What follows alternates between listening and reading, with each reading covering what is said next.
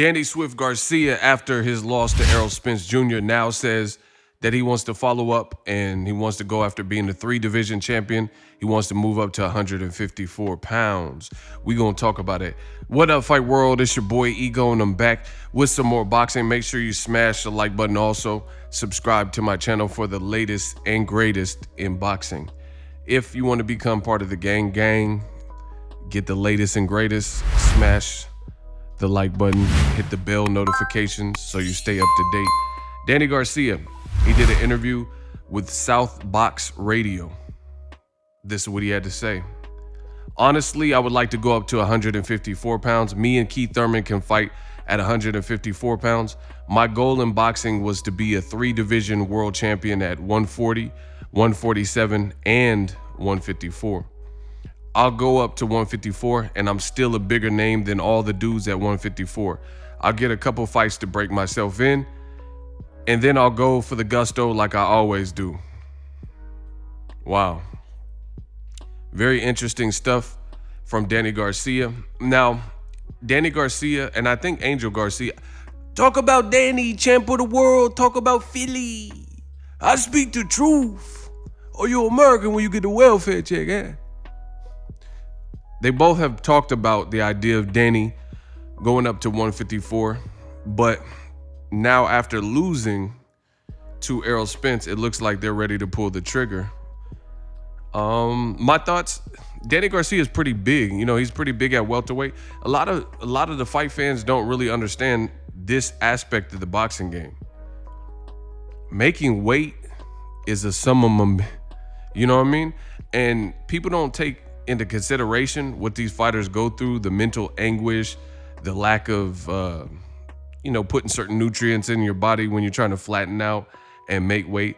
And some of these guys, they're staying at a weight class for their whole career. Some of them, like Lamont Peterson, he stayed at 140. And then when you moved up to 47, he looked like he was in great shape, So people's bodies adjust, and it's very amazing to me how boxers can even remain at the same exact weight and campaign at the same weight class for several years on end. So maybe this change would be good. Some fighters, like we know Danny Garcia has power, he has some pop. Some fighters would actually be better suited moving up in weight as well, just because there is a chance it's tricky. You have to be born a puncher. I'm of the belief that punching power and chin, those things are genetic. So either you have power or you don't.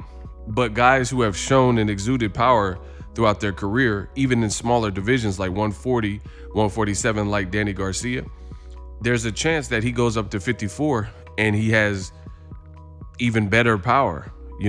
It just depends on how much of a weight cut that he's doing. Because again, I've met Danny Garcia, been next to him, stood next to him. He's a pretty big dude for the weight class.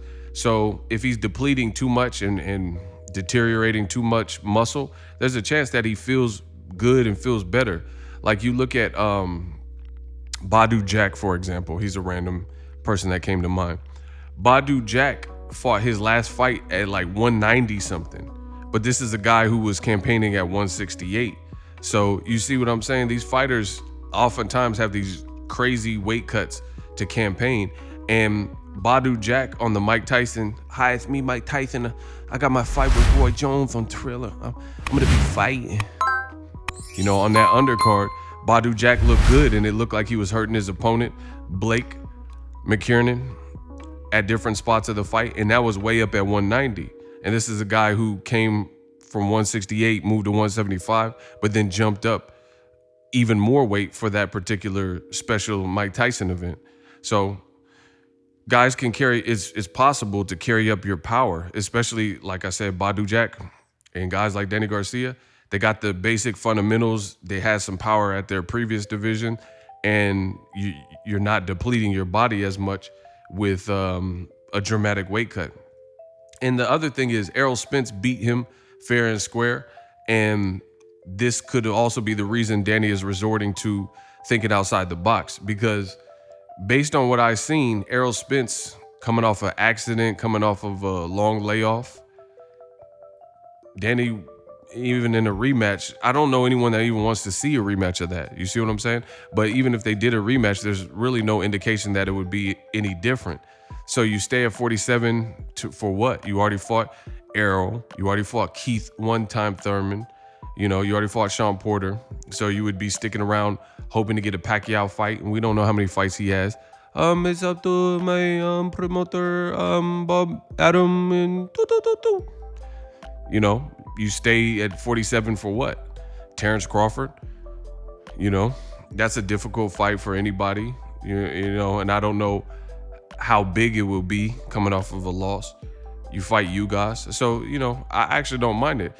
And some people are going to say Danny's crazy because there's a lot of, it's a significant weight class jump from 47 to 54. You look at the guys that are 47 and then you look at guys like Swift Jared Hurd at 54. There's a big difference. You know, that dude, he looked like he's almost 200 pounds in his off season. You know what I mean? So moving up in weight is definitely a process. And depending on what weight class to what weight class you're going to, it definitely, you can see the jump oftentimes. But anyway, I wish Danny Garcia luck. I followed his whole career. We'll see how he does. Let me know how you guys think he'll do. Also, use my link to get ESPN Plus. ESPN Plus has a ton of original content, docuseries, documentaries, and more. ESPN Plus, you can get it as a standalone app or get the bundle ESPN Plus, Hulu, and Disney Plus, all three apps for one low price of $12.99. We working. Let me know what you guys think. Danny Garcia at 154. You know, imagine him in Charlo or something, Jermell Charlo. That would be a big fight, especially if Charlo unifies to become undisputed versus Brian Castano. So definitely some options. You know, a Danny Garcia, Edislandi Lara or something.